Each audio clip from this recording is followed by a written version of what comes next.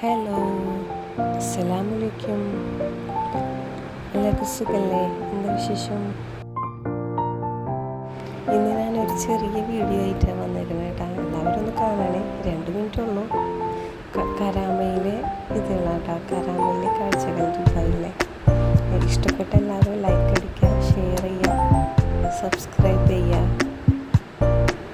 പിന്നെന്താ വിശേഷം? എല്ലാവരും സുഖമായിരിക്കണം.